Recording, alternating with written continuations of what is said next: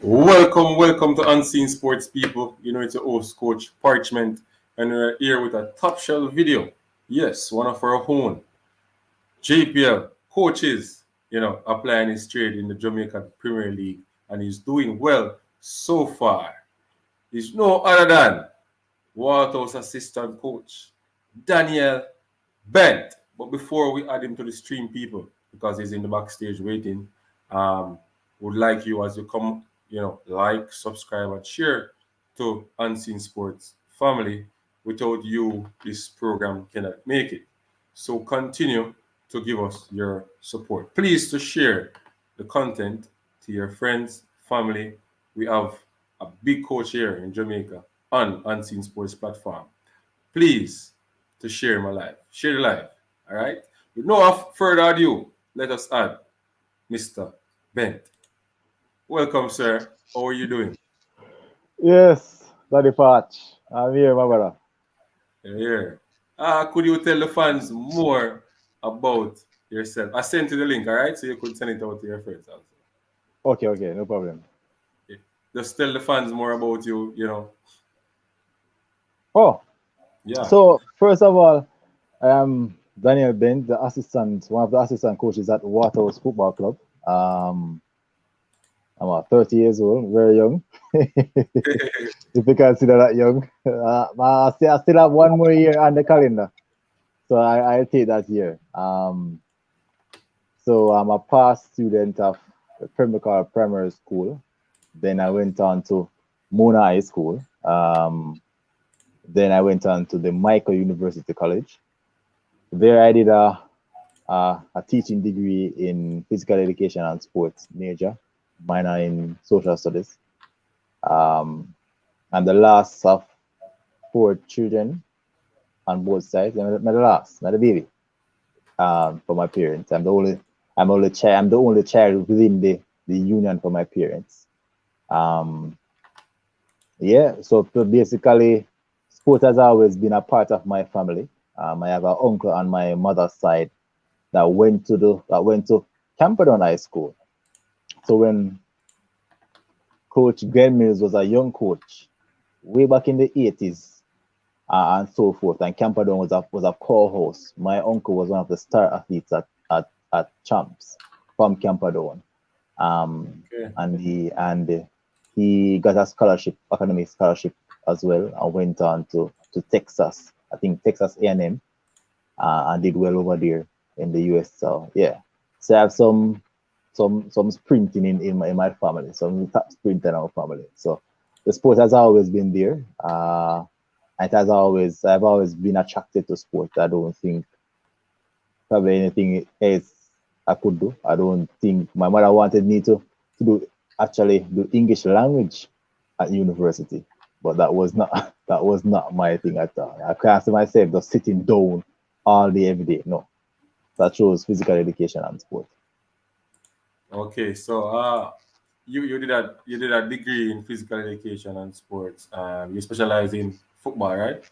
No, I specialize in everything, all sport, All football, sports. netball, volleyball, track and field, all of them. All of them. So you're a good netball coach. Yeah, I actually have a netball certificate from the national body out here, which I did in 2015. Um, yeah, but I've not got the chance to use it because I was over on the football side of things and the track and field side of things so somewhat. when you were going to schools, you had a football career in the high school system, or there is no football High career school system, as a player, high school. as a player, As a, as a well, player. I remember trying out for Colts um, when I was in what, 10th grade or something. Made a team uh, as a D mid, and something there. We went to the opening ceremony at Woolmer's Boys. At that point in time, Julian Fort, who is now a sprinter, was a part of that Woolmer's team that played the opening match against Ascot, and it played at Woolmer's Boys. And I remember we got some Malta, because Malta was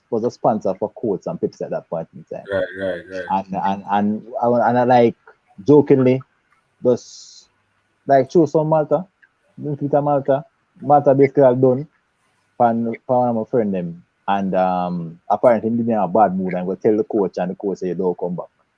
So I go back. I Coach said, didn't go back. the Yeah, coach the said, coach said don't come back. Yeah, don't come back. And then in 2010 now, for Manning Cup, I was training. I got a new different coach, and I was training there. I was playing wing back, left back. I'm left-footed. The training was going good, but based on the attitude of the players, they weren't serious and so forth. So I didn't really like try to take it serious. So I don't know. I think I took it serious, but the players didn't take it serious. So I went to two other trainings. I went to JC training because the then captain Ashani Walker, he lives in my community. He lives in Waterhouse, but I live in Jewsland. But I know Ashani from primary school. So we both came from the same primary school, primary, and I knew the other players on the team. So even when at times they would have like Mona and JC, they're probably in a little war. Even if I go on the bus, I'm probably like the only Mona person.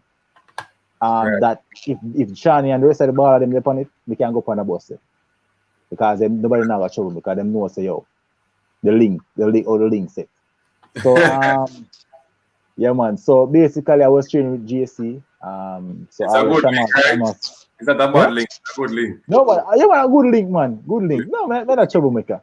No Okay, man, not a troublemaker. I don't bad man then. None of them bad not at all. okay. So that 2010 team that with the triple crown with Andre Messam, the Shamal Thomas, the Greenwood, the Ashani Walker, the Nico Wright. Uh yeah, so I knew the members of that team. Um so I was training with them. Also, hello? Okay, not seeing anything here.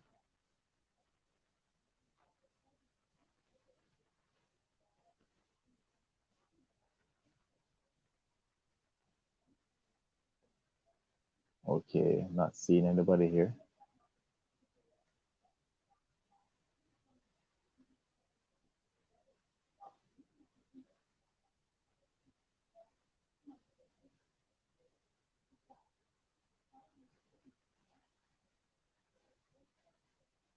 Hello?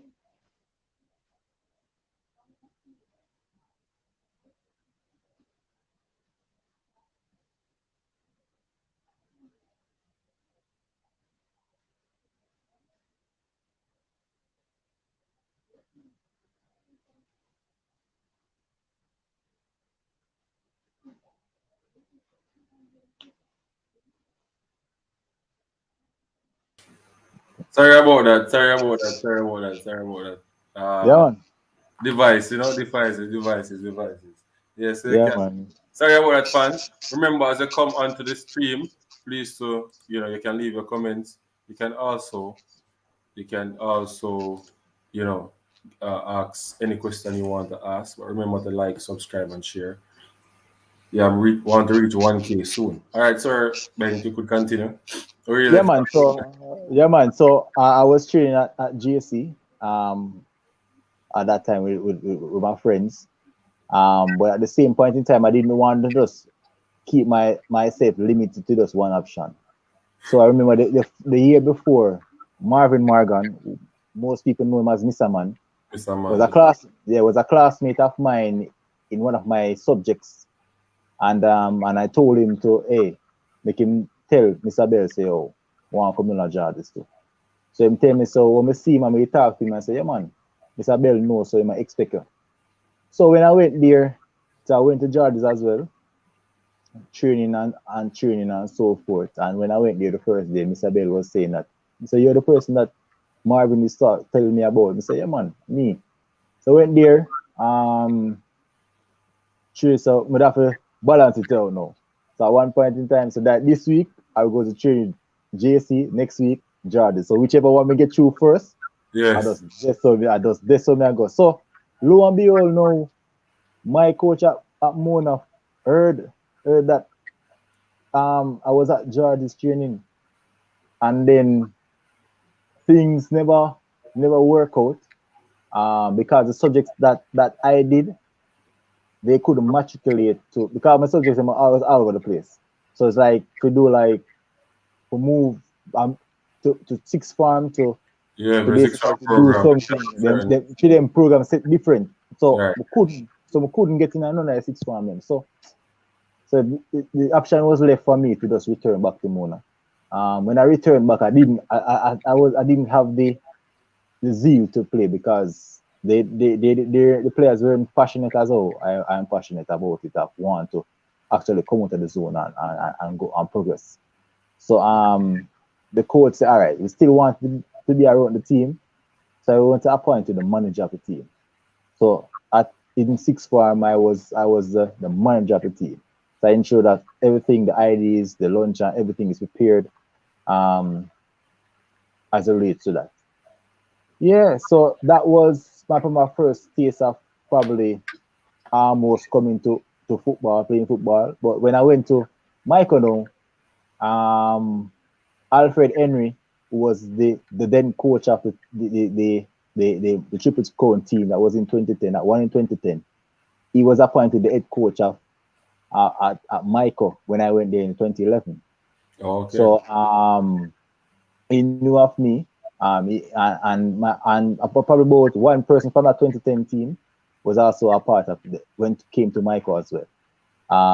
So my first year, there are influx of players who had gotten scholarship and so forth. So the scholarship people they got first preference. So I didn't play my first year. Okay. So it's when he left now, and Mr. Vassar Reynolds came to Michael now. Then is that when I got my opportunity to play. Uh, I started out. I was trained as a wing back. The team had more than one wing backs. So, but due to the fact that Mr. Reynolds knew me from Mona, he knew that I me can keep. And the keeper that they brought in from Sporting Central, his name is Tristan Huntley. Um, he was the number one keeper, former national under 23 goalkeeper too. He Coach Reynolds said to me that hey, we needed to be the other keeper because Tristan is prone to injury. So Okay. basically for my entire time at Michael, I had to go over there. Yeah, go Uh, with it. I Not go leave me over there. there. Not leave me there. Yeah, not dealing mid, not wing back again. Straight goalkeeper. Okay. In the TV. After you finish your college football, playing, you decided to become a coach. Yeah, man, that was to be honest, even from when I was even at Mona, I coached two seven grades to win Interfarm. Two Okay. seven grades. So that was something that was a So grade part 11.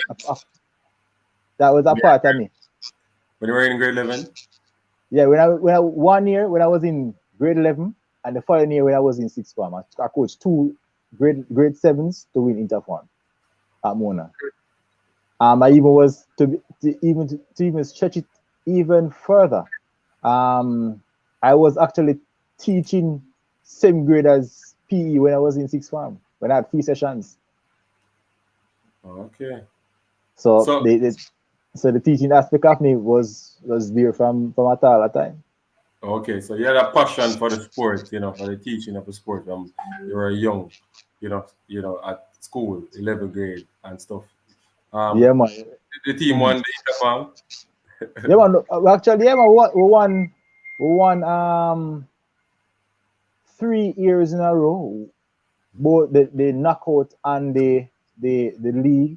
Only 1 year alone we didn't win the something there. The knockout was because we lost 1-0 to UE by our own goal in the dying moments. And that year when we played with UE, um, Fuzzy was the head coach at UE. um, and so forth and so forth and so on. But the years after that, the one is every year is Michael GC. Every year after that, Michael GC, and it's the big rivalry in intercal football here in Jamaica. Okay, so when you finish, your schooling at micro, getting your degree in sports science and stuff, what did you venture into after that? Oh well, to be honest, before I left Michael, and Miguel Coley was actually my classmate for a year. I remember Miguel was at Norman Mali in 2010. So I mean in the year that when I should have played, Miguel was still the coach, and I met him. That was the first time I've ever met him and have an interaction with him. Um, and then he left, and I think he left the year after and went to GSC or something like thereabout. He Normal left them. JC. Yeah, and he left there, and he was my classmate at Michael, and he was also he was the head coach of the girls female football team. So I would see him. Oh, Um, and then I remember when I was going on teaching practice for 2 weeks, team teaching, I said to him that I were, I said to my assessor that I wanted to go to JC. So she sent me and my another classmate there, and I said to him that when I was while I was there, I don't think it was football season, but I said to him that whenever Manning Cup season start back, I say I want to come and see what it's all about and so forth.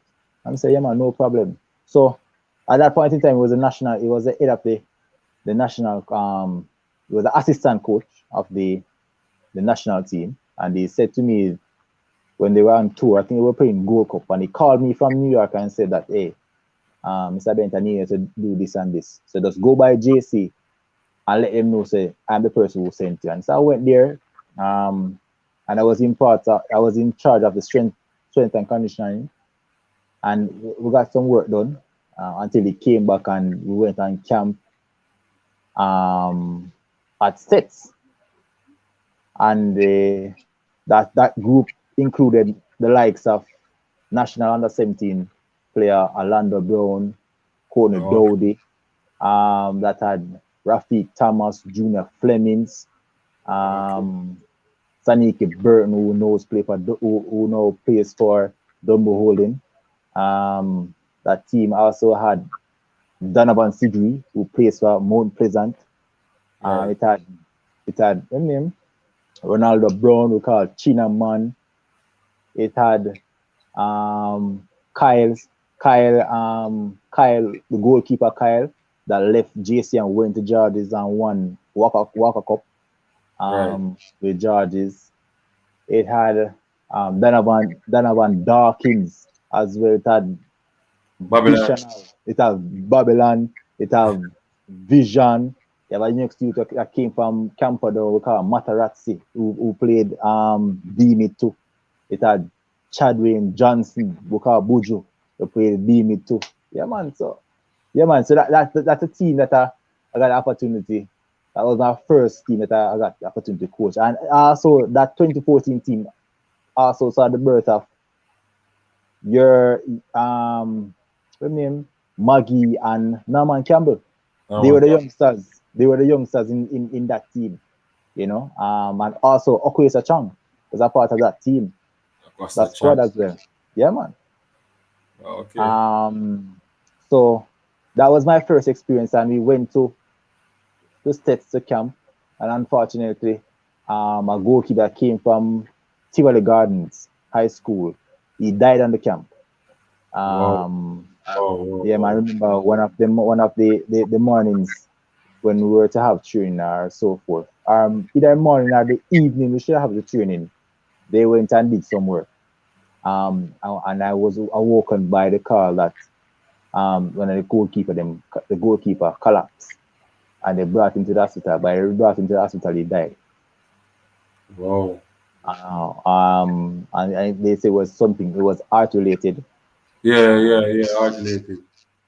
yeah. So and I watched Coach Cole cry, because it is the same thing. something like this had happened to him when he was at Norman Manley. One of the players while they were on camp got killed. So it's something that had happened to him already, and to come to JC and experience it. It was a tough time on him, and he's a person who he loves the person that he's around. He loves the players, he loves the staff, and so forth. So it really knocked him hard, and knocked the team hard too, because he was gelling in, and I kind of said to you that even the evening before, um, I was kicking some free kicks on him, and then say I was betting and say I can score at least 2 free kicks on him, and I remember scoring 2 of them, and then say, all right, you win, coach, you win.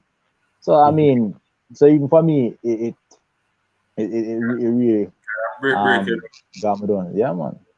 Yeah, man. All right. Definitely. So, Not an so, easy thing. so for cases like that, now, what we can do as coaches to see the problem before it happen. What can we do as coaches, to prepare for those stuff, like save a life before it happen? Because it's important. A lot of these, players on the field dropping down, dying, and stuff like that. What we can do to prevent it? Well, they always say that it's because of that incidentally, that the whole screening of athletes came into being. Because it basically, I don't know, TVJ and all of those the different media houses came to states to cover the story and so forth. So Dr. McDowell, who's the senior the Reggae Boys doctor, basically instilled that we had to screen everybody, even staff too. Staff and players had to be screened. You know what I mean? So it was a requirement for each season that players are screened, staff are screened, and so forth. What about a physical test? Test their heart rate, and Yeah, sometimes man. Everything. Screen everything. everything, man. Every single thing. Every single thing. So I mean, like medicals, normal loss, depending on the amount of players and the schedule of the availability of the doctors. I call 3 days. Yeah, Medicals are being done for. You know what I mean? Different tests to ensure that no stone is left unturned. 'cause I was at Charlie Mount. I Mm-hmm. was the physical trainer there, also the injury management person. I did injury management. This player, I think Nelson was the fitness coach for the national team at the time. He came with an heart rate monitor, right? And this Mm-hmm. player, he was doing the drills and stuff. And when his result came in, his heart was beating faster than the amount of beats per second, or how they calculate it. You understand me? And they must say this Mm-hmm. person have anxiety problem. This person is in line for a heart attack. You understand? Mm-hmm. Yeah, So man. from hearing that from from the national trainer, Mr. Nelson, I started to say, wow, because that guy was playing a match against Magra, and Yeah. there was a player, a wing player, every ball him getting beating along the line, beating along the line.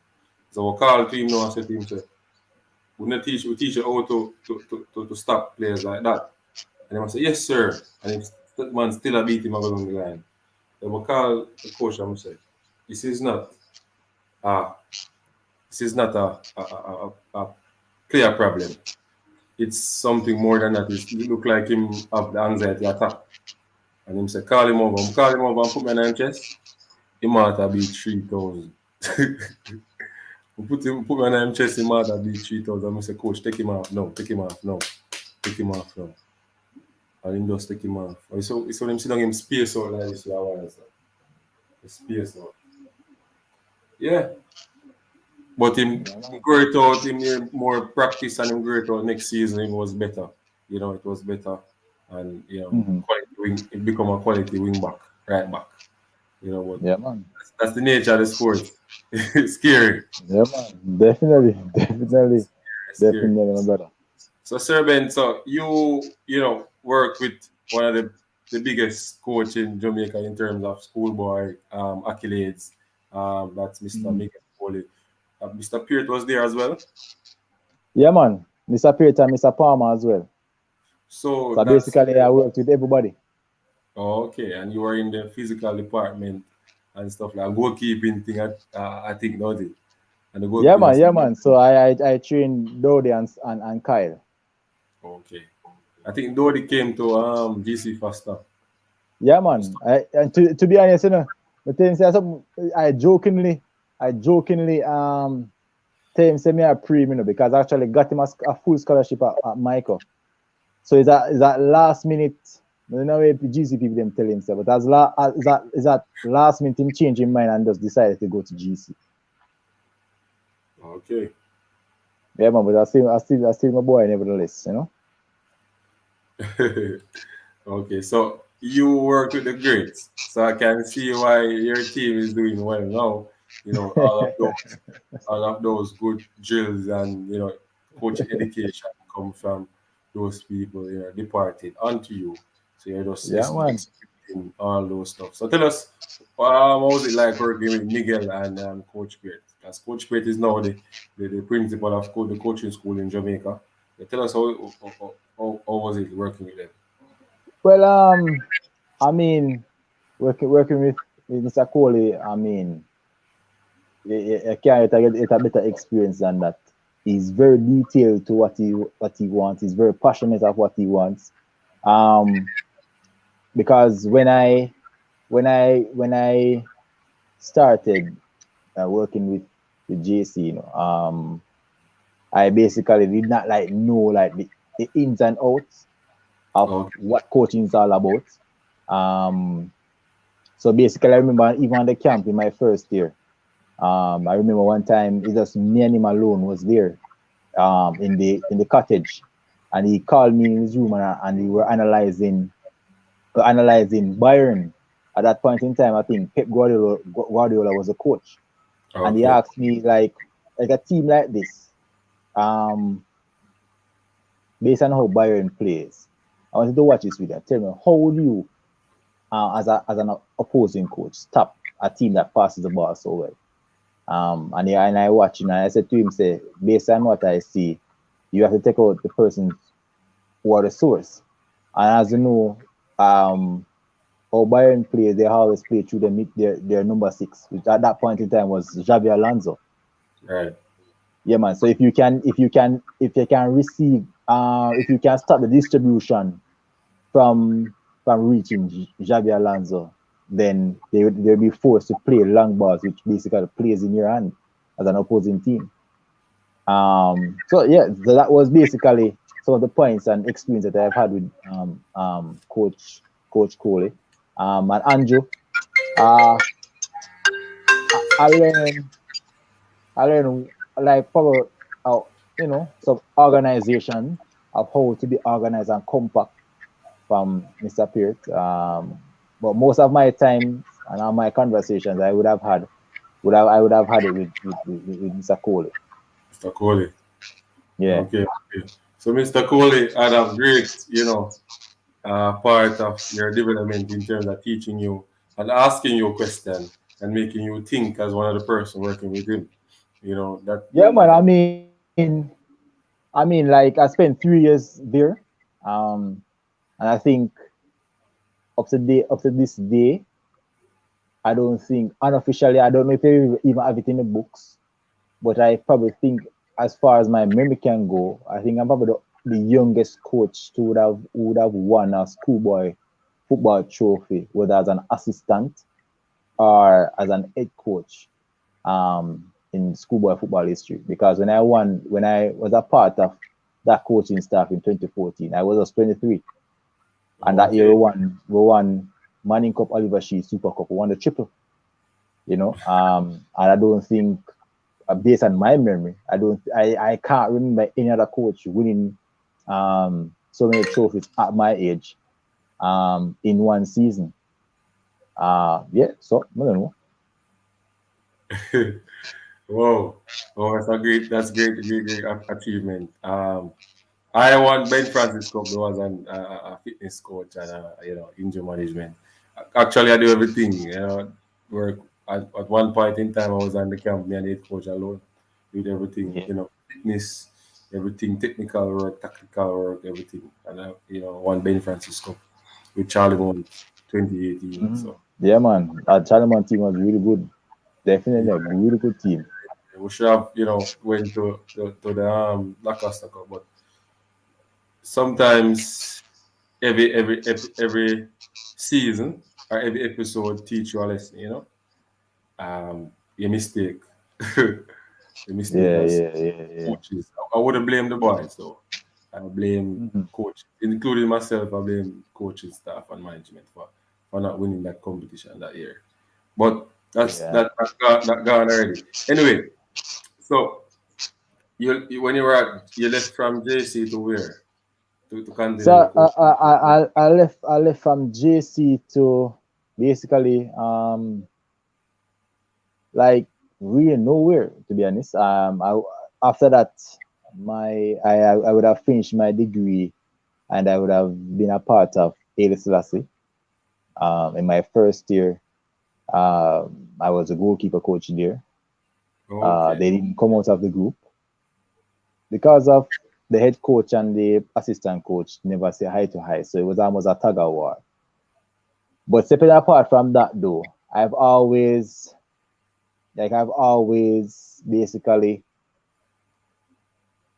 keep keep well, kept my eyes on JC or they progress over the years and players that they would have acquired. But I also have a good relationship with St. George's College okay, and Coach Neville Bell. Like for me, when other persons have gone on the work and travel program and I wanted to start my preseason, I always basically trained with with the St. George's College uh, okay. and Coach Bell and so forth. I always like for me being at when I at St. George's College and I listen to what Coach Best, how he inspires the youths. I learn a lot about how to be stern, but not to be stern where players them fear you. That even when they're on the field, they're afraid of making mistakes because our Coach Bell coaches, it gives you the freedom to do what you want to do. Um, and he always encourages. He will never say to he will. I've never seen a player in training or in match they try something 100 or something time and Coach Bill curses him out. Never. He always says, "Come again, try again." Or gives you a different option and say, "Hey, probably next time you probably can play a 1-2 instead of go 1-1v1 play a 1-2. Easy option out." And is all level of humbleness and his sense of humor, believe you me, it's next to none. He's next to none, man. I mean, I think probably I don't know Alex Ferguson. I think he's probably if not probably one of the best coaches in the world. To me, to be honest, I will talk about everything: man management, player management, how to get things done. Yeah, man, Coach Bell is definitely up there, probably the best in the world to me, and also Miguel, and also Mr. Gale, Fuzzy. Okay, okay. We saw reach a fuzzy part. Don't jump the gun. Don't jump the gun. We saw reach fuzzy Yeah, part. man. Yeah. So you were around the Gophers from early in a football career, into your coaching career around the Gophers. So you must have learned a lot of things, like that. But tell us your coaching credential. What's your coaching credential like though? Well, my coaching credential basically just lies with my degree, because my degree exempts me from doing level one here. So my only next step right now is to do the FIFA level two and then the UEFA B license. But you know that the UEFA B license basically it only comes it only comes basically in a period, a particular period. And so basically, when it comes around, I don't have time because, as I say, I teach, so I don't have that time. Oh, which school you teach? I teach at Ailey Selassie. Oh, okay. Yeah, man. So I just as it relates to the coaching credentials and coaching certifications, the timing for them is just is not, it not gonna work with my time because they can't really leave the surety, which is the 8 to 2 or so, 8 to 2:30, the unsurety. So that will be the only thing that would have probably. Maybe you could apply for time, you know. I don't know. Yeah, yeah, but I think you have to do what? You have to do what? You have to be there for 4 years, 4 years before you can apply for leave. Yeah, that's how you're going to teaching work. We can after 4 years, you can apply for 4 months leave. Between me and still like it was me that when the be like to come in now, listen. Six Yeah, six we hours. know. Anyway, look at the We group, my know. God.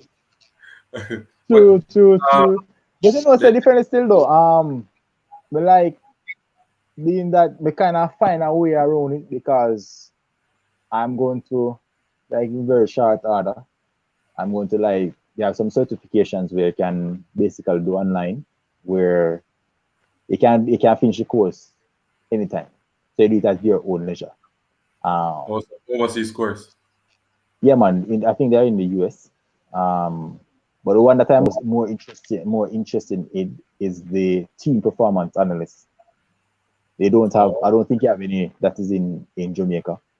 no. Um, and that is lacking, really lacking. You know, funny So enough, Mr. Paula was on an interview on Instagram with one of my brothers, football in 90, and he was talking about that, Jamaica don't really have any team analysts, no, sir. No, team, a lot I of know teams. football in 19, man. I know O'Keefe, man. My assistant coach at Manchester. I know him, man. My boy. Yeah, so those things need to fix in Jamaica. But the FIFA level 2 stops now. It's the I, lights. I did yeah, so I did a diploma in coaching at GC first, but I still had to do my D license same way. So I did a yeah, D man. license. I did a D license, and I'm telling you, with Coach Beard, Mr. Speed, Lamar Morgan was the lecturer, and Mr. Andrew Sewell was lecturer. Yeah, Uh, man. what I General. can tell you is that Coach Beard can teach very good. Speed also, makes things simple. Lamar Morgan, That's into. the fitness part of everything. Is a guru. Safe hands, Andrew Sewell, one of the best, Yeah. one of the top goalkeeper coaches in Jamaica right now. Doing a good job. Both of all of them, with the same catch in FA, made a wonderful team in terms of, you know, giving us the knowledge and stuff. Yeah, also had a lot of Premier League coaches there also who came to get their knowledge on the game. And it's funny. I'm sitting down beside the Mullines United coach. Win what do you call it now, Walker Cup with St. Catherine. I'm sitting down Yeah, beside man. in the Yeah, class. man. Yeah, man. Good feeling. Daddy Patrick. Anthony So Patrick. Yeah, man. A general, man. not Anthony Patrick, it's Coach Daly. As Anthony Oh, Patrick, yeah. Daily, yeah, man. I know Anthony Daily, man. Patrick have a level 2 FIFA course. So Yeah. the next step is the C license, right, and then the B. So I think all the persons who have a degree have to do the C license. That's where the next Yeah, step. yeah. So that Yeah, is yeah. what's coming up next. I think it's going to be 4 regions. 4 regions, Middlesex, sorry, I think it's so they're going to do it. And 20, 21, 21, 22 persons per each. You got to pay that $60,000 before you can go in. So I think, they recommend persons from the D license though to step up to do it. But we don't know who. Maybe they call you or whatever when you have the money. But I surely want to do mine if I'm still alive and well. I Mm. hope you do yours also. Yeah, man. As long as we can find the time, my brother. You know what I mean? I will definitely. You know what I mean? Because I was saying to myself that I wish, like, based on my situation, how it is, um, I wish I'd have had the opportunity to, when I left university, to have a year to just do all the credentials and certifications that I needed to. Okay. Because things would have been a little bit more easier on me to navigate certain things now. if I had had the opportunity, but my situation was totally different.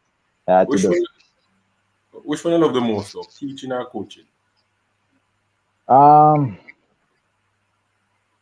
uh I like them both, but to be honest, and this is going to probably going to surprise you out of your wits. Um, I like track and field more than football. Same here. Same with me. I like track and field more than football because in university I represented Michael in three different sports: football, Mhm. volleyball. Volleyball I played middle, and for track and field I was a four hurdler. Okay. You know, Yeah, the height. You have the height. You have the height. Yeah, yeah, yeah. You have the height. yeah, man. So I was a hurdler at university. At that point in time, I was coached by um O'Keefe Stewart. O'Keefe coached me at Mona as well. Hmm. So for a long time, I know O'Keefe. You know what I mean? So yeah, yeah. I just say things that I actually like track and field more than football. But nevertheless, football has given me the success that I've gotten. So nevertheless, I'm still grateful for it. For me personally, as always, it's whether I like coaching more than football than teaching. It all depends. It all depends, to be honest, on where I am teaching, um, and the environment I am in. But coaching have a nice little vibe to it, to be honest.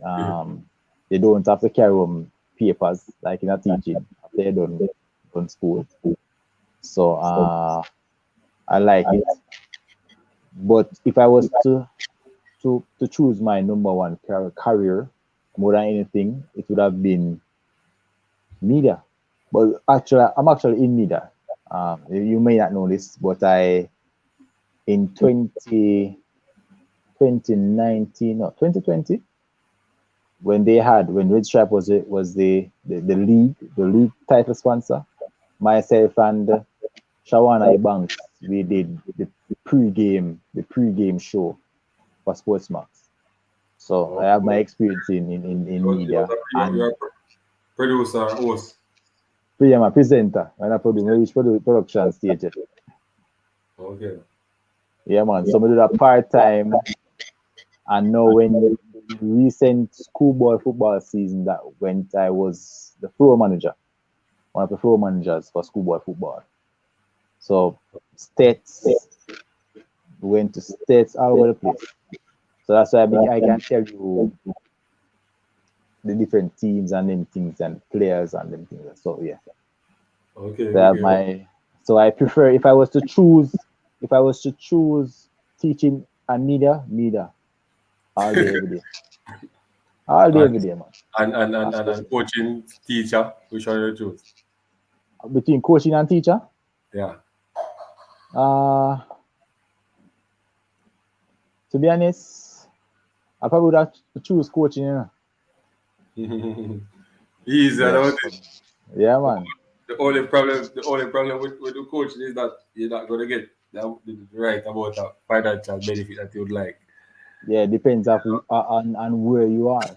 And And depends because I on know that you do know that sport in general is political influence. So yeah, so you don't know that already. right, right. So yeah, it's hard and I I think that let me answer this question though before I say that. What's Mhm. the coaching community like? Is it good? Is it bad? Is it doggy dog or explain the coaching community, especially in the rural area? Because In the I'm getting rural area, not in the rural, in the urban area, because I'm getting urban area.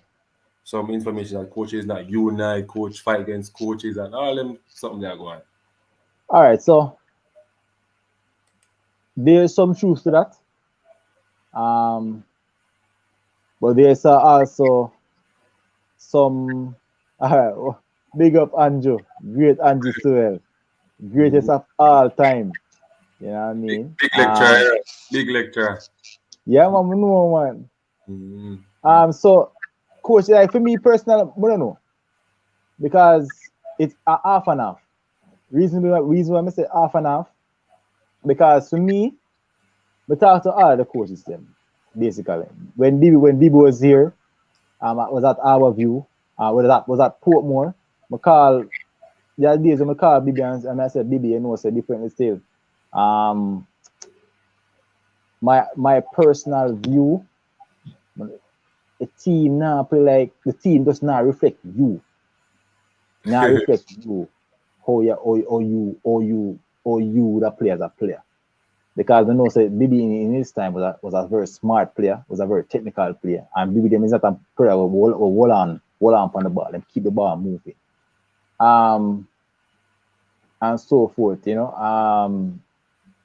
I talked to David Laylor, the assistant coach for something there, for Cavalier. Well, many coach a whole reason and them thing there. Jerome Waite when he was at Arnett.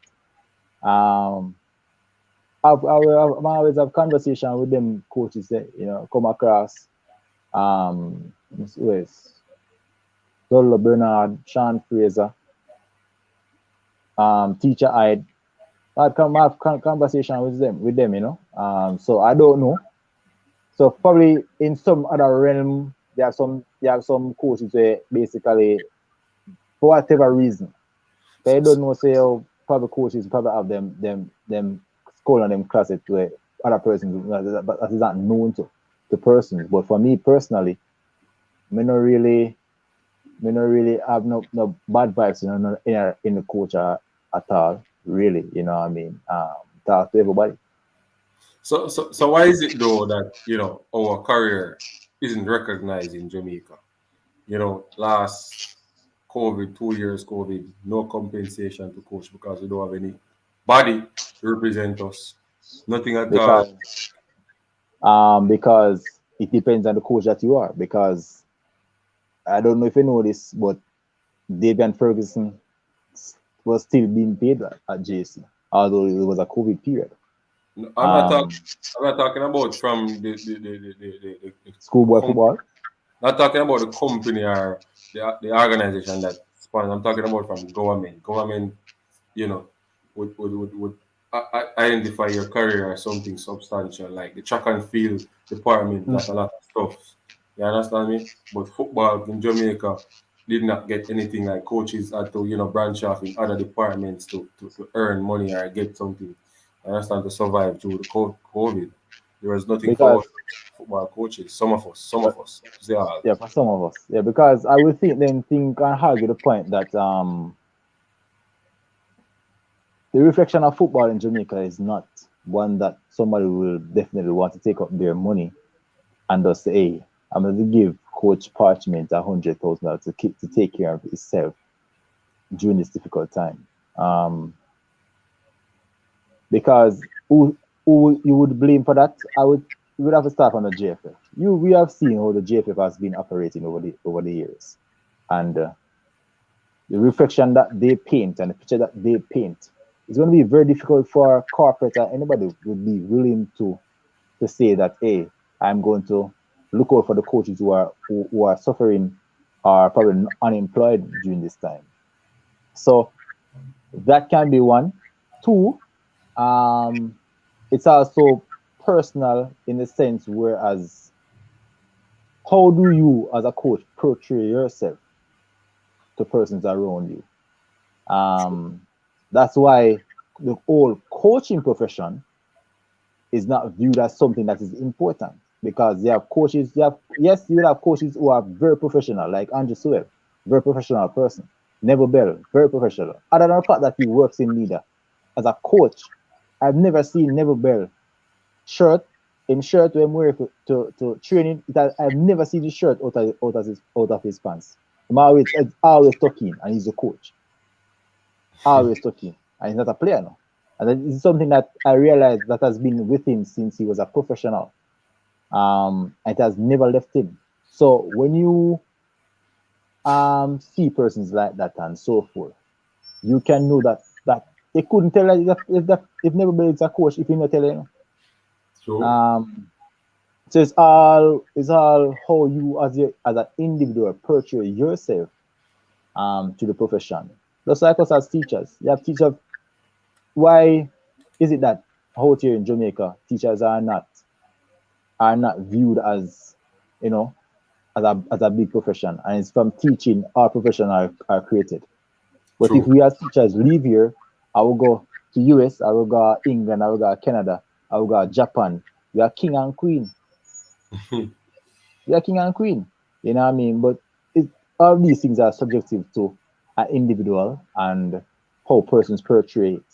You know, that's basically how I look at it. Okay, okay. I believe though that we as coaches should create a union. Something that we have an organization which is registered.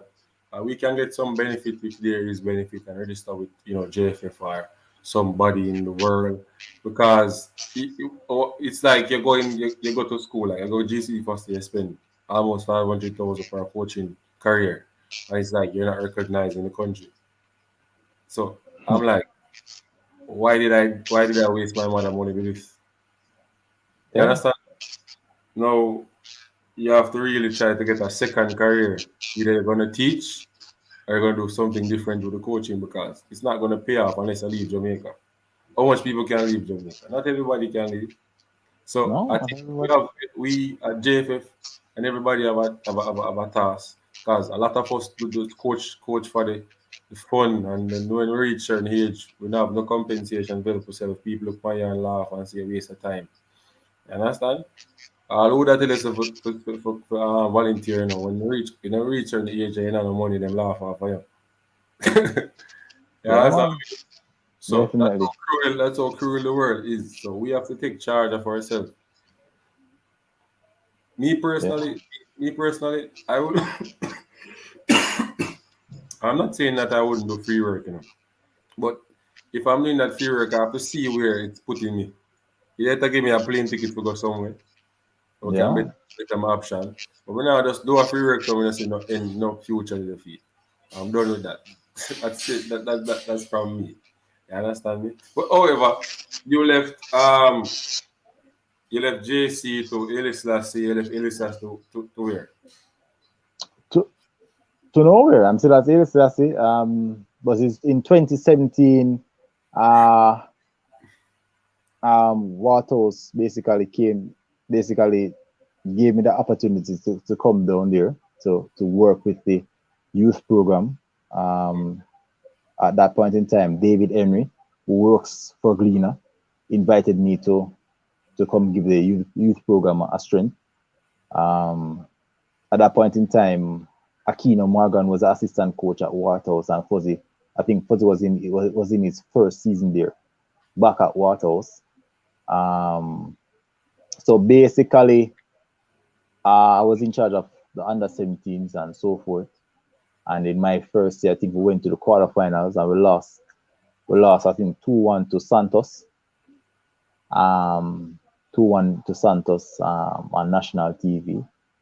And that is what, and that is something that even today I even say sometimes it being televised, being brought back again on the national TV on basically TVJ SN, and I can't ever watch it because I'm so disappointed in myself because I don't think I didn't clamp down on the discipline of these players, to be honest.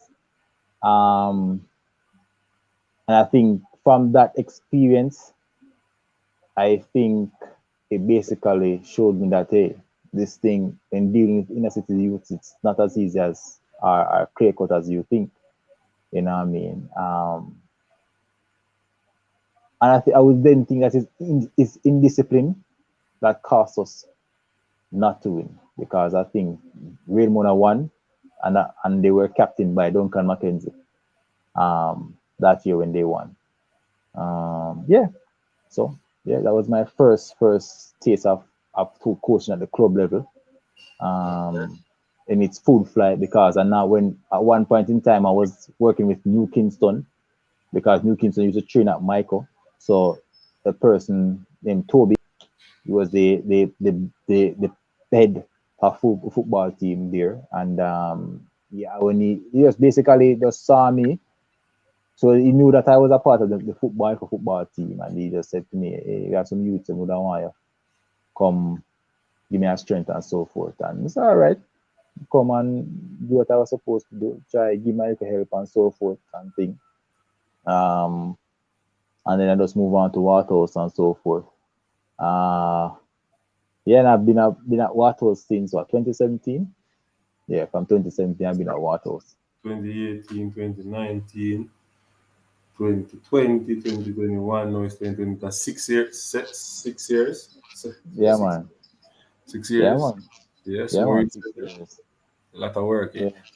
Tell us, how was it now? Like to work with Coach Andrew Swell and Coach Fuzzy Gale. Uh, tell us what you have learned from them, and just tell us about them, because he's now the head coach for the under 20 team. Yeah, man. Um, Andrew Sewell. Basically, I met Andrew like basically at George's because, as I say, I'm a person who I'm always around when I have preseason. Um, I was Brenton. Oh yes, Brenton. I coach. I'm assistant coach at Waterhouse Football Club. At the current moment. So yeah, so I'm always around like St. George's College team when I'm preparing for intercal. So I met Andrew there, watch him, working with the goalkeepers, and I watch how differently um he prepared them. Because it's a position that I have always been intrigued about and so forth and thing.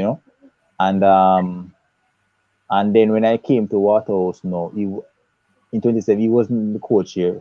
I think Murray was the coach who was the head coach at Dintil, goalkeeper coach at Dintil. He was the Right. coach here when I came. And afterwards, when first he came back and so forth and thing, Andrew came because Andrew was at UA.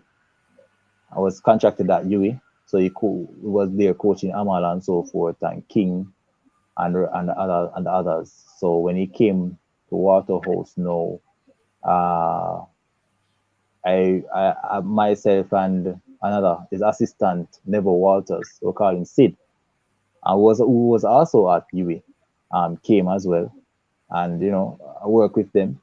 We learn a lot from them. Andrew is probably one of the most detailed coaches for a goalkeeper coach. Very detailed because every little thing makes a difference. And the fact that goalkeeping is a specialist position, no outfield coach can coach a goalkeeper. You know what I mean? And it helps a whole lot when you would have played the position. Uh, so I learned a lot from him. But at the end of the day, I said to him, say, I've seen Spider's work. Uh, I've seen Warren Barrett's work. But when they talk about detail and pinpoint and improving goalkeepers, I don't think there's none better than Andrew.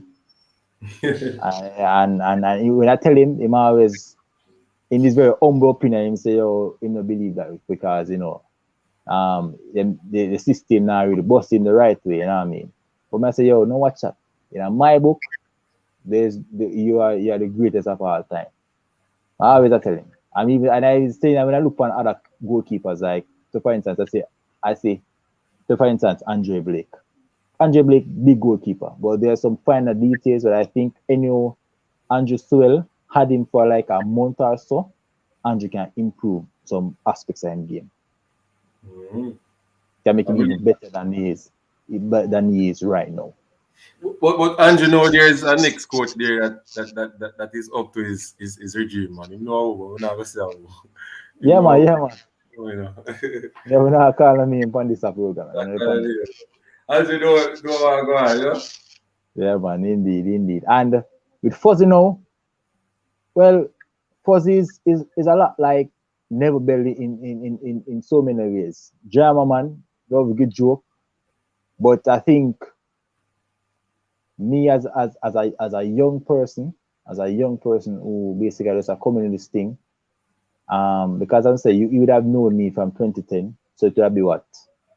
It would have be 12 years now. I know both Never Bell and Fussy. Right. Personally, you know what I mean. So he has helped me a lot.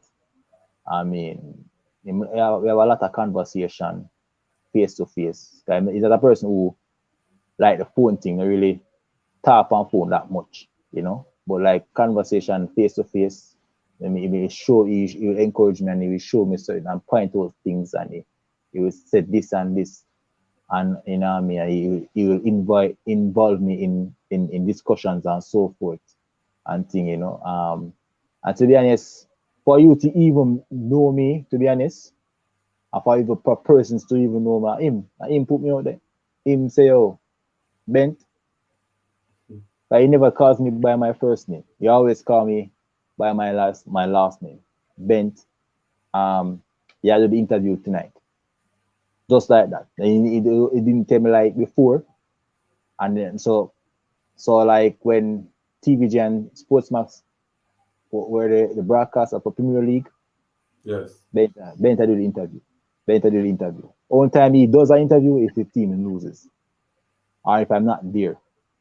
Or I'm unavailable. So he's the person that put me out there for persons to know me. And when I went out there and I did the interviews and they were well done, persons he's like he could tell me like he gets a lot of calls and say, oh, who's this young man? I've never seen him before. And that they are very pleased of how I handle the interviews and so forth, you know. So to him, I have the utmost respect for him, and I mean, and what he has done to help me and so forth, you know. And I think probably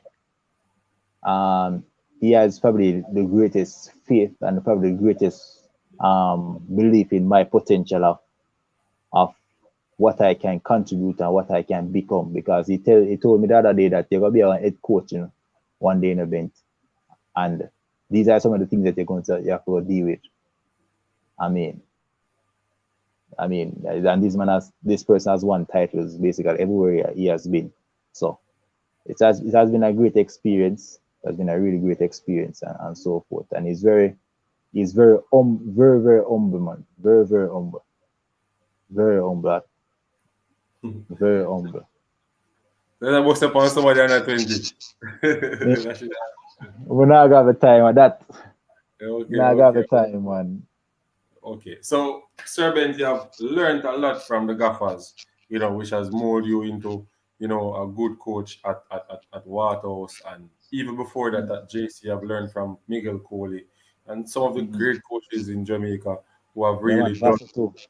a lot, for the country and out of Jamaica now pursuing careers in getting a bigger span in terms of football, out in the world, in Europe. What's your aspiration as a coach? Or where do you think you can go? Do you want to stay in Jamaica or you want to go overseas? Well, as the wise word said, a king never get crowns in his own palace. You know, just like Miguel, who is over there in Qatar, as establishing himself in that part of the world. I think the other day he won a trophy, his first trophy as being an head coach for a particular team. Um, I do think with acquiring the different certifications and putting things into practice, I can be as good as any coach that is in the world, to be honest.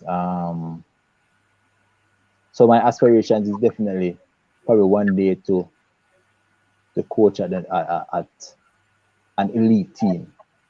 You know what I mean? Probably the national team may not be the senior team, but I probably would put my hat to probably coach the under 17 team one day. Um, that is something that I'm looking at. I'm not sure whether as a head coach in tactical outfield coach or goalkeeping coach. That's the the battle that I'm having in my mind. I don't know which one I'd want, you know, or probably as a team performance analyst, not sure in which capacity. Uh yeah, so that's basically one of the things, one of my aspirations. But before I even move on to that opportunity comes, I love to win the Costa Cup though. Okay. I would love to have that on my resume to be one of the few coaches who would have won both Money and the Costa Cup. Okay, so you're currently in dialogue with that Dakota Cup team. No, but I know that I have options. I know that I have I know that right now I have two solid options. If I call the head coach and say, oh, X and Y, so my come gain our strength, I know without a shadow of a doubt, no problem. Oh, so you're going as an assistant. Yeah, I will go now as one of the assistants, you know what I Oh, mean. So I know definitely, that the option is there, but the so you can, question will always be, so you can give it the some right strength time. of man. Yes, sir. You can give it some strength of overwhelming. Open the hill there. Yeah. Why? So I am currently, teaching at Oberlin. Uh, Okay. the school is not really a sports school in terms of, Yeah, man, school football, is school. The mostly school singing and altogether, is altogether, a art. It's a arts type of school. and Arts and academics. right name again, Eastern Champs. But even that Yeah, kind man. of crash now in terms, everything just kind of died down a little bit.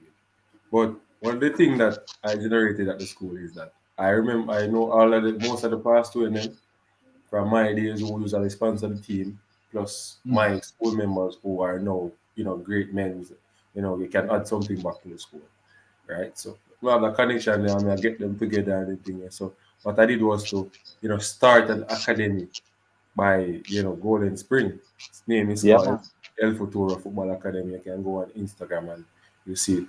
A lot of players from different school comes Saturday, Thursdays, trying to teach them the game of football, start from grassroots level, teaching them the proper stuff and stuff. So most of them still is from Oberlin and things. So using that to try to get them, the school to buy into the program, and then from there we'll take it, because it's faster in that they're ready to finance the program. So it's up to the administration of the school now.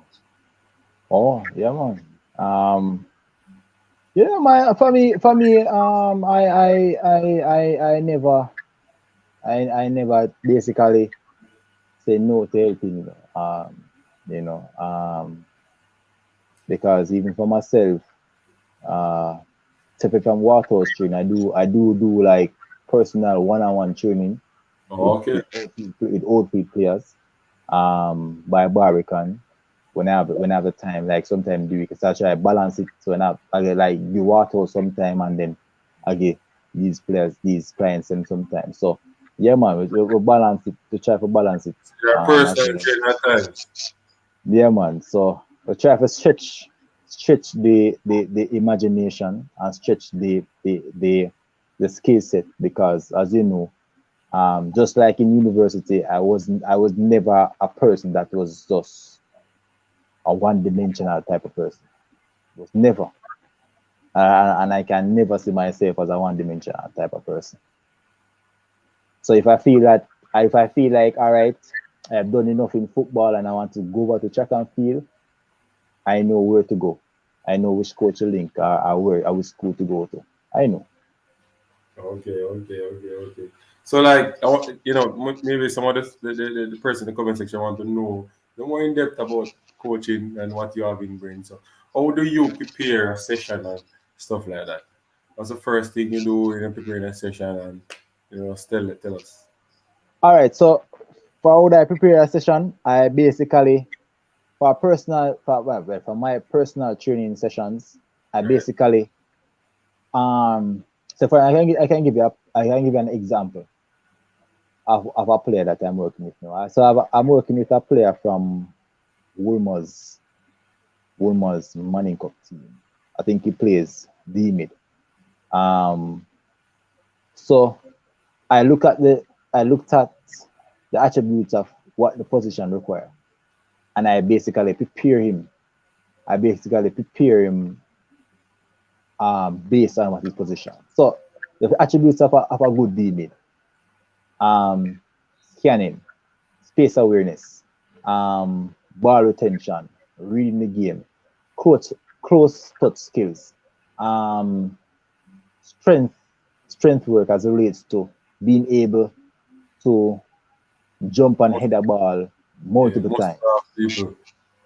Yeah, you have to be strong early, and even as a number six, you have to be able to have a variation of passes and a variation of ways to control the ball based on the type of player you want to be.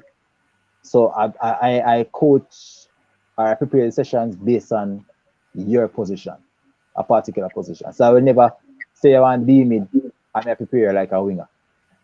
No, I prepare you based on your position, and the drills are basically geared towards attributes that your position requires. So, question: do you believe that each person should know how to play, each position on the field for their development? Well, for me, I have played every position on the field. For myself, playing football, I've played every single position. Um, I started off from left back. I played centre back. I played right back as a left footer. I played D mid, attacking midfield. I've played as a number nine, as a target man. I've also has played as a false nine.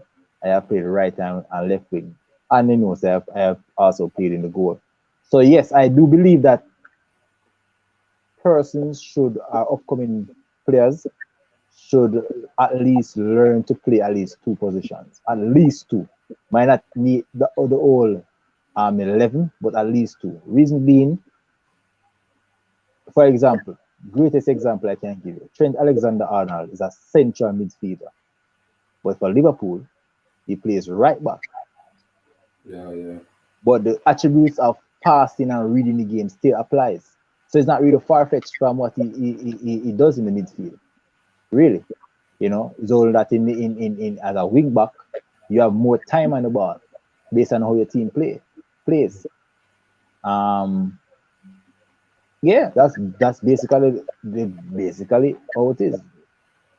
You have to at least master, at least as a young player coming up, master at least two positions and understand what two positions require. Yes, Richard, you can ask questions, man. This is Sir Ben from Waterhouse FC. He's now second in the league. You can ask any question. Top coach, we have on the panel, We know we don't joke around here. Unseen Sports family always carry the best people on the channel. So you can ask any question you want. He's taking question. Yes, Brenton is taking question. Invite some more people to come on. We don't have a lot of time. We almost 10, 15 more minutes, and then we're getting out of here. Let us see what is with the proposed new Tier 2 league coming in. How optimistic are you both that coaching standard will be raised, or will mediocrity result from stretched resources?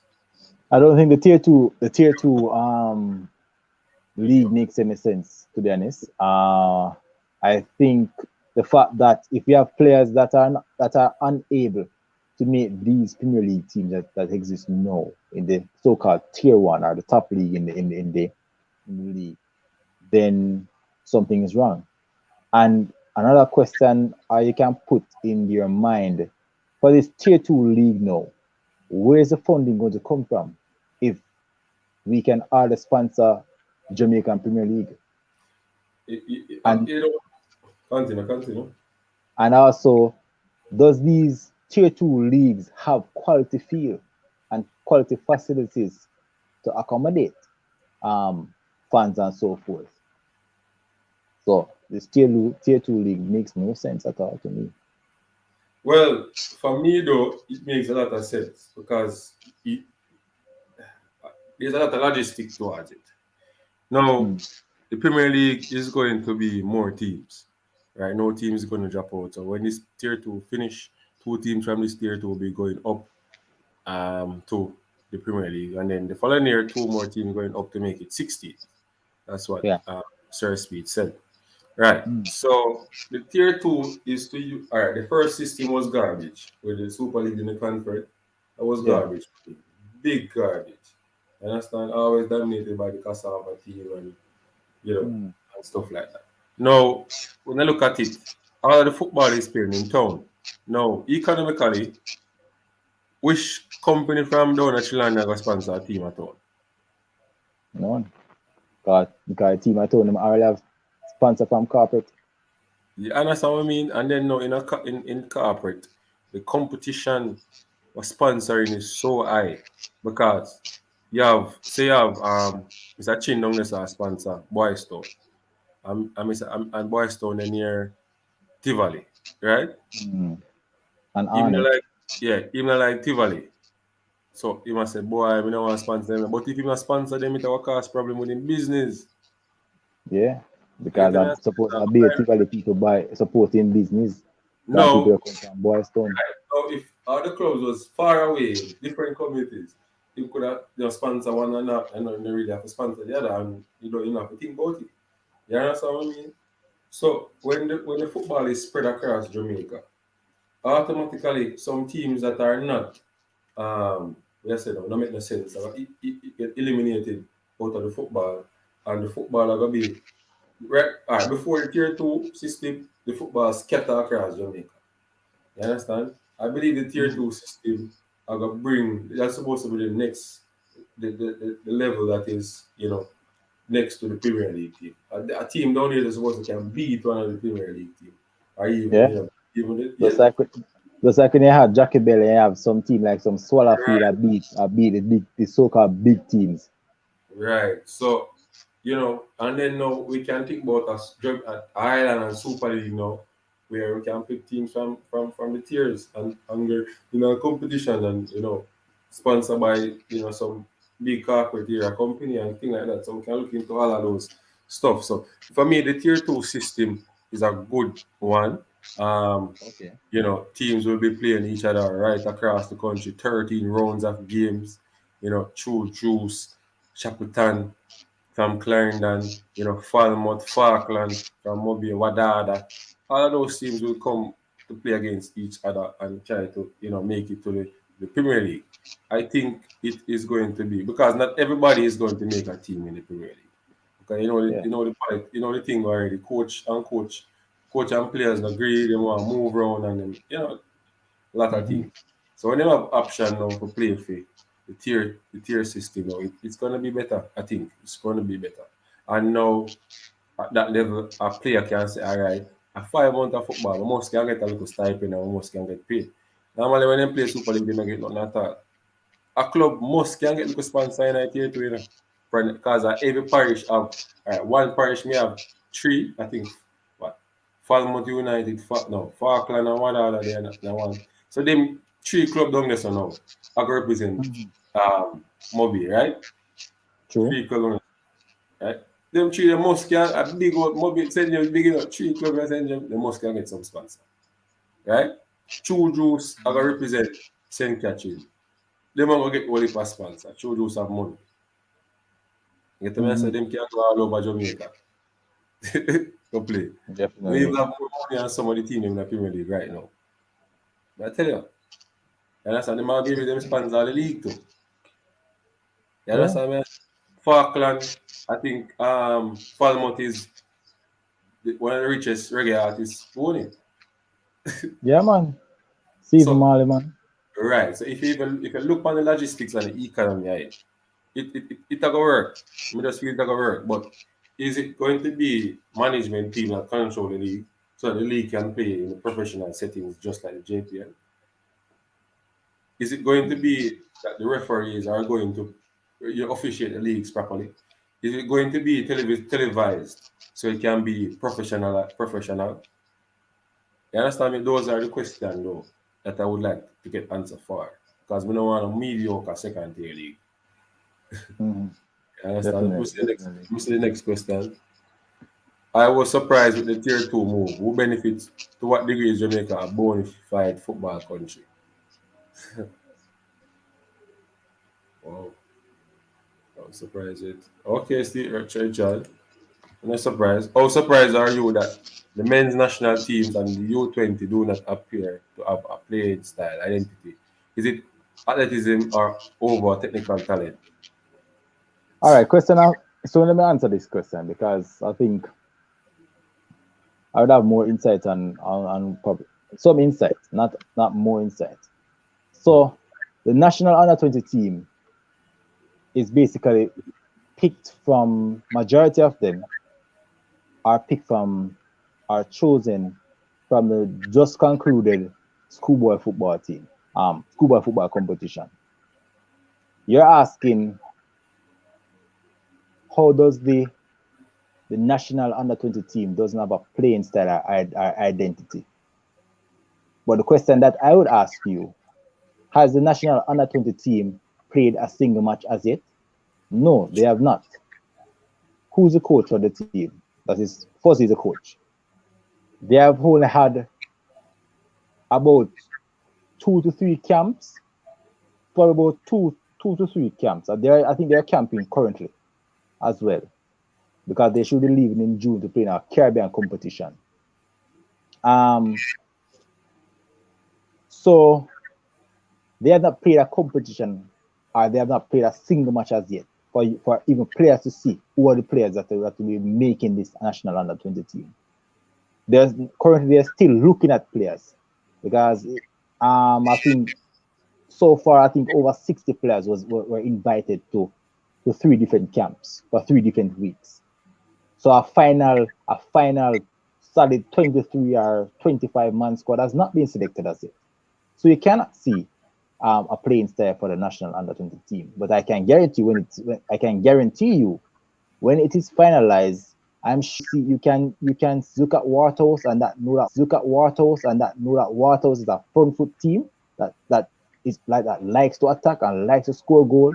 You based on the players that will be selected that Coach Fuzzy, Marcel Fuzzy Gale will choose, I'm sure that you will see a clear identity of what this team wants to do.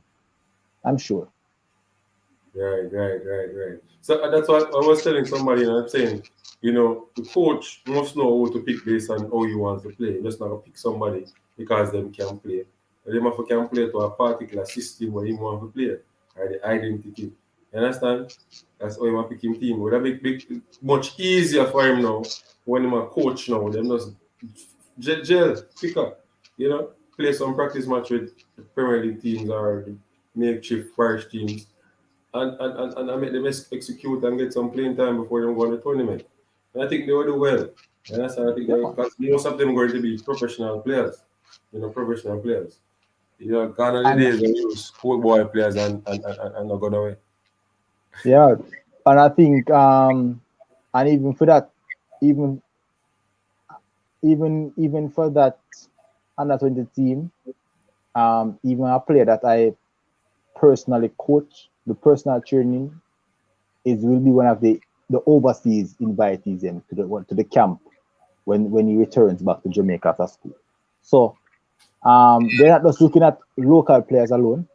So I don't want the person to think that it's just local players I'm look on. First they want the best. And if it means I hate best one and probably 10 overseas one, him gonna choose the best. So it Right. never be a thing. It not be gone are the days where it probably gonna be say, all right, true local coach will pick be a local man. No. First they just want the best available 23 or best available 25 players. That's how him will choose. Because him job up on the line. Yeah. I really say job like that. I really say job left on the line is really about to actually um to continue to prove his worth of what he has been doing over the years. You know what I mean? Remember, Fuzzy has won basically everything as a youth, as a coach. You know? Little except Premier League. Premier League is the only thing that Coach has not won. Him not win that after. No, it's in urban. That about in this side of the world, that's the only thing that Coach has not won. Premier League. Richard, we still come to the question. Let's finish up the interview and then we'll go to the questions again. Yeah. So and as per usual, as long as he gets the right support from the federation, things should go well. Yeah. Should go well. Because you don't know that guy. You don't know that the federation and anything. You know them people are still already. So yeah, definitely. So this question, what do gents enjoy most about coaching? I guess the simplest answer is that we get to father the unfathered. Simple put. What I enjoy. Yeah, man. When you teach somebody to do certain things and then go up on the field and dominate, it's like the best feelings ever. Better than money in your pocket. Yeah, man. Like no amount of money can buy that. And then probably a secondary what can make it has been that has made it so the experience so enjoyable is that over time these players will always remember you, the difference that you made in their life, stepping apart from football. And you know what I mean? Because you have right now you have big 20-year-old players who work with still calm a coach up to now. You know what I mean? So I mean, respect, you know. Yeah, it's always. So you know, I want you to tell coach the young coaches who want to become coaches the work they need to put in. You know what you can say to inspire them to go in coaching and to excel.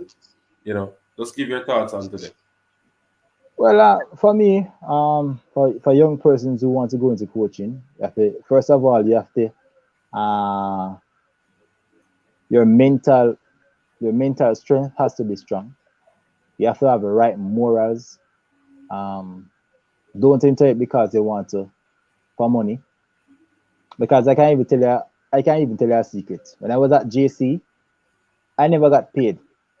For the 3 years that I was there and I won 7 trophies with JC, I remember it's only one time that I received money, and it was $10,000, and that $10,000 is what Mr. Coley gave me out of his money that he got.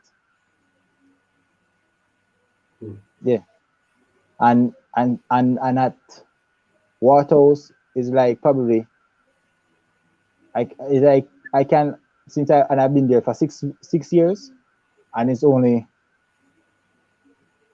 5 times never get a paycheck. 5, and I've been there for 6 years. So even so, my time when me even get the money, I don't know if to do it, to be honest. and I can go as far in telling even sharing this, and I don't think Fuzzy will mind. Fuzzy was coaching for 9 years without being paid. Wow. 9 years.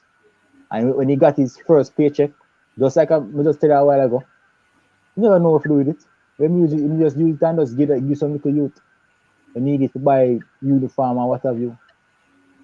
So never you enter because they want to get financial gain. Because if you enter in that, you're going to lose. You're going to lose yourself. And lose the person that you are supposed to be. And 2, always remain a student of the game. Never you feel that you know too much. True. Because even Guardiola, the show say even at midnight I am still read upon something. And person's view Guardiola as one of the best coach, if not the best coach right now in the world football. Even call some coach and ask them opinion on another thing. My point exactly. Him even rate Bielsa highly. Yeah, man, definitely. Even I can't even I can't even share this with you too. Coach Bell told me a couple times. So as much as I'm a coach right now, there are some books that he reads on managers. in England about their philosophy and what they do differently. And up to this day, him still read anything there. You know what I mean? And lastly, I would say, always be true to yourself. If you feel say you do something and it really don't make no sense, don't be afraid to ask even your players them or your coach if it makes sense to them. And then if they are comfortable with it. Because as a coach, yes, you are coaching, but you should also listen. As a coach, you're not always right. Right. So what you want to accomplish with Waterhouse this season? You know, last Well, season a close shave. This yeah, season, man. To continue, first of all, what our aim is to finish at top of the table. So we get that bye into the semi-finals, so we don't have to play in the playoffs.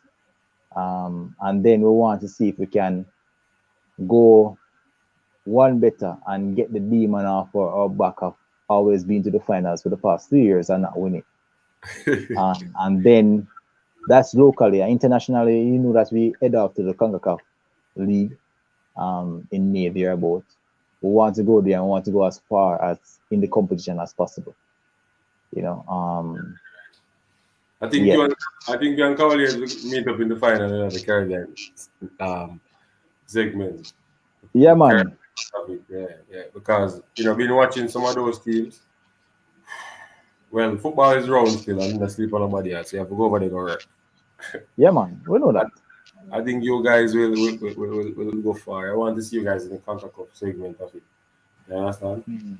Really dominating. Last time I watched Waterhouse play, I was Bembo when Bembo was young with you and Gray, and they were playing DC United at stadium. Yeah, man. Big match. Yeah, And you man. had Yeah, man. a wicked free kick. But the goal difference had made you guys not qualify because the first leg was you allowed them to score too much goals. But Yeah, man. I'm telling you, it bring a different feeling when the foreign clubs them come and play in Jamaica. It showed the level at Jamaica that it can reach the ceiling. Just now need some more work and some better educated coaches. You understand me? Yeah. So run through some question. What Yeah, would man. your Sure. what would your ideal approach be towards molding a national team? Pick the most talent or who fit the system. That's easy, man. Who fit the system? Who fits the system? Are let me just look at it this way: a mixture of both. Talent and also persons who fit the system, and also a persons who have the right attitude. But once they fit the system, that means they must be talented. Yeah, man. Definitely. Because they're not gonna pick a team and just be a forward and try to put them in a different position. Yeah, if have a That's smart. balance. I love you, madness. Yeah. You understand? How difficult is talent spotting? Yes, thanks for telling us about Fuzzy. I will look out for his attacking front foot water style. Great answer. Really your favorite coaching aspect. Yeah, Mm. like that. How much does the quality of pitches and nutrition affect Jamaican player? You coach. Um, in the inner city, Jews a lot of players don't basically eat properly. Uh, even at the Premier League level, you probably will also find that players don't have a proper diet because even the money that they're earning may not be good enough because they have responsibility. They have their probably daughter or two son or two youth and they have to still appear rent here, there and so forth. So even to eat properly, it's difficult. I know that any elite athlete nutrition is important. So I think in some aspects, if you run a research right now in the league with on each team, you'll find that there's some dysfunction as it relates to nutrition and player performance. Right. Original. And the pitches as well, yeah. And the pitches as well. Often your coaches get criticized for substitution. Example, making them too late. Then it an art. All right. So with this, coaches makes substitution based on the moment of the game. Them as Fuzzy would always tell me, say, I have to pick the moment of the game. Let us look at it. Shaquille Bradford substitution was made at what halftime. Him and Leslie came on the same time, I think. Oh no, they came on later down the ball in 70 something minutes, and then he scored. So Damien looked like a genius. At another point in time, a substitution can be made, and it really no matter if the person come on early in the first half, early in the second half, or late in the second half, they miss a goal score. So really no matter. It all depends on the player and the player desire to get a desired result or to follow the instruction that was given. Right. Richie Royal, this is join the production. And you name Richie Royal production, you know. That is Whisper Richard's father, people. Richie Yeah, man, I know Royal. Richie, man. I know him personally, man. I know him, man. I know him. Can you explain how Mount Pleasant or any other teams are not dominating the JPL? Does this reflect on the quality of coaches or the standard of the players across the league? First of all, it depends on both. First of all, I also think that Mount Pleasant, how they go about scouting players makes no sense. You're buying players, you're having 3 or 4 players that plays one position, a particular position. And based on the squad, and then oftentimes you go and look at it, hey, you have too much player. Right now at Mount Pleasant, they have about 4 goalkeepers. How you gonna rotate 4 goalkeepers in a competition that lasts for just 2 rounds? It's not like you're playing CFU where you know say, oh, I can't rest a goalkeeper for international tournament or anything like that. So I think the transfers and the money that is being spent at Mount Pleasant is being wasted. Really wasted in so many ways. Because if you have so much money, you're basically implying that you're trying to buy this league, and it cannot be done. You have to coach your way through this league. And I think going for Water Downs is a question mark over it. I'm not sure whether or not if he's good enough. I'm not sure whether or not the players actually buy into what he wants to bring across to them. But the fans are currently giving him a hard time because the results are just not coming out. It does not make no sense. So Funny is Coach Ben Minokote. Last mm, season when COVID came and stopped the leagues, he was like leading the league. yeah, It's funny, but you're right in terms of the players they buy. I think the club model, the club philosophy, there's some mix up in terms of who is responsible for some areas in the yeah, club. I think the person in charge of scouting players is not doing a good job. I not at wouldn't all.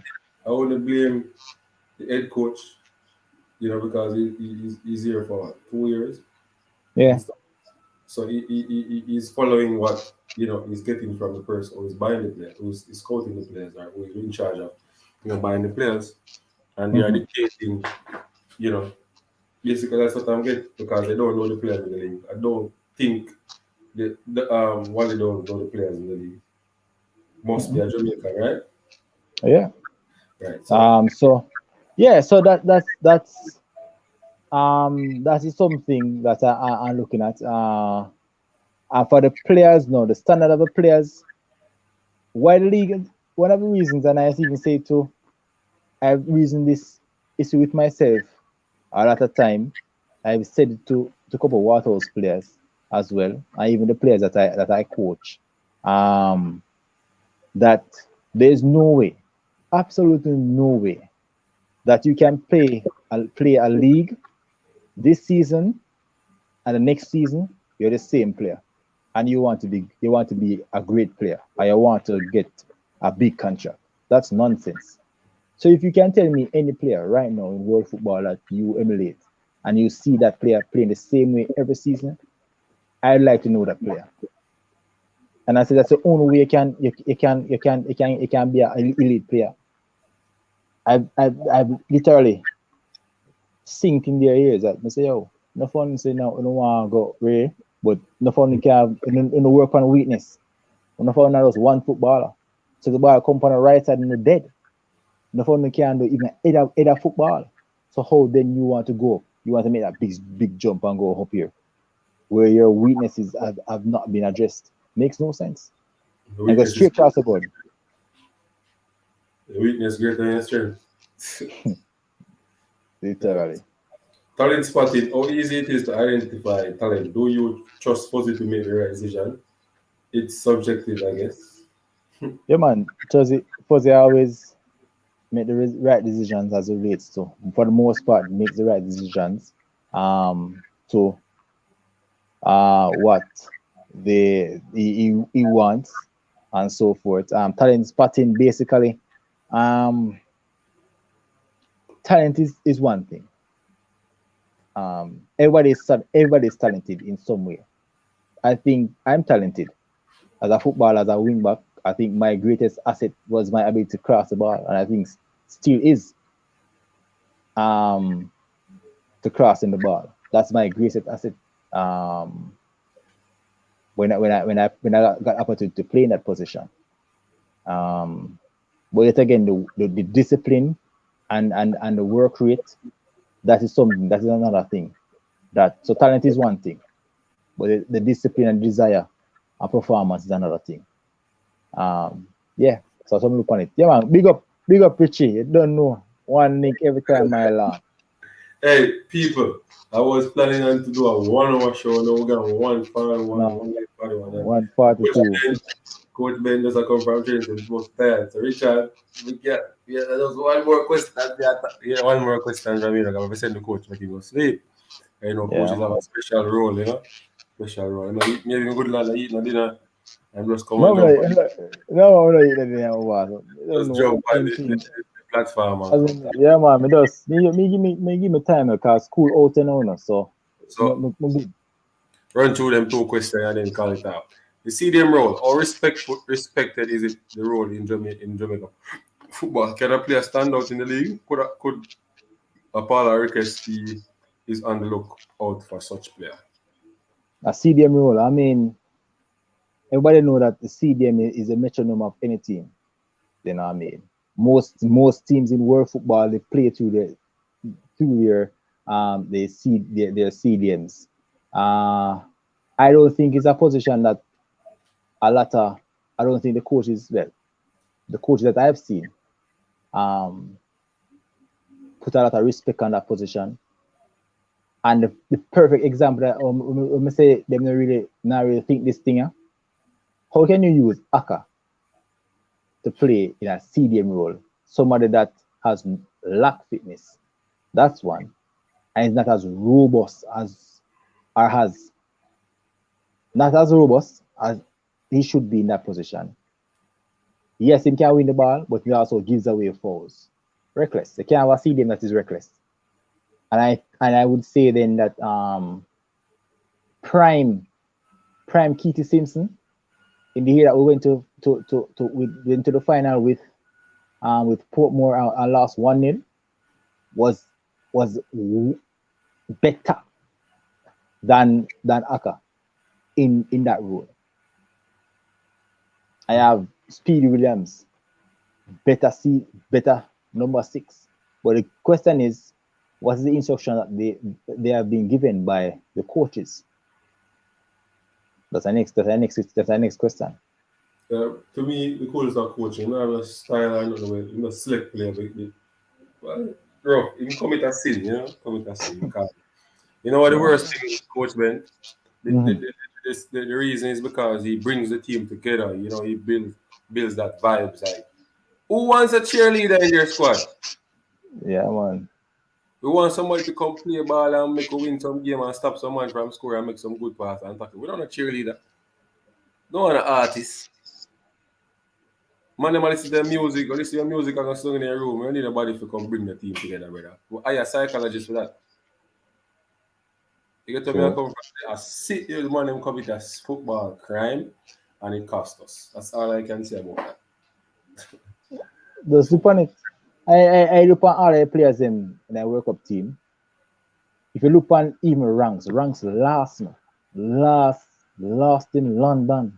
Ranks lost because Ranks was not given a role in the team. Ranks basically just a play based off him knowledge.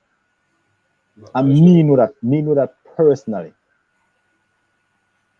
And all the coach, but then I can't understand. And all of the coaching up on the bench and just make certain things go and start. Like, it just hurt my feelings too. It's like, And what? so much And, thing and and coach, all good coach like this, and was sitting on the bench and allowing, whoa, man, I tell you, say, rough. It's hard to believe, It's just like, we don't know me can do it. Me can work with somebody, right? And that person is bringing down, especially my country. Is it a club or a school? Maybe allow it, but my country and bring it down and we did it from before we could have salvaged it. No man, before some leave, right? madness. Leave Madness. can't stop. I'm gonna stay out it and wait till it done and then I apply for the job. But me now going ahead. From So me I go, you understand? yeah man. So as we say, where Ranks say pan stream, if Jamaica doesn't qualify for World Cup, are the Federation fault. Yeah, yeah. And so said, so done. And we reach is the last question, I was saying, Servant is this show is worth a rerun. I will rewatch and share. Very interested answer to digest. Yeah, big up Richard Stevenson. Yeah Yeah, man, man. Mr. Seasons. No Like problem. the question when you ask and think. And big up to Coach Ben, taking time will come from training to come stop at Ansi Sports Studio, to talk about his football career, and we learn some interesting story. You learn about all the top coaches that he has been around. The one that motivated him and put him out there to be the person is at now, and stuff like that. So look out for Servant, people. He's going to be one of the great coaches from Jamaica. Continue to do the work, Servant, and don't make anything or anybody put you aside. Always strive for excellence. Big up. Yeah man, Thank you and very much. most importantly, definitely I respect and I only respect the invitation, Sir Parchment. Great feeling if you want to own them a strength. Always depend on vibes if you own a strength, you know what I mean? And for the persons who had logged on, Andrew, Richie, Mr. Stevens, yeah man, respect for the questions and so forth. And I will also send out an invitation for you to guys to follow me on Instagram, Daniel underscore Ben 17. Uh, I want you guys can tune in on Sundays as to resume next month. I'm going to resume with my program on Instagram called Icons Profile, where we seek to highlight persons who have been making diamond-like contribution in the field of sport. We have we have interviewed a lot of persons, Jenny Russell, all like to my top tier person them who have been there, and persons who have not even persons don't even know about or who do remember to interview them. So you can go over from a page from Instagram page Daniel underscore Ben 17 and look at and rewatch any of the interviews them. Some interesting ones there. All right, there you have it, people. Daniel Ben sharing his story, journey to professional coaching in Jamaica. You only get these interesting videos on Unseen Sports TV. Anyway, big up to all the commenters. Big up to all my co-workers. I am sure sports. Dre, any weather. Formula TV. Sports down the middle. Coaches Desk. Ryan LFC. Talawa TV. And I can't remember all of them, but big up to all the persons I didn't call. And big up to all of the persons who came on Unseen Sports and give, the top shot interview and share the information. Until then, for a third for more interview, stay tuned on all the platforms. You'll see everything. Big up to everybody and continue to support Unseen Sports. We see sports from a different angle. See you. Be safe.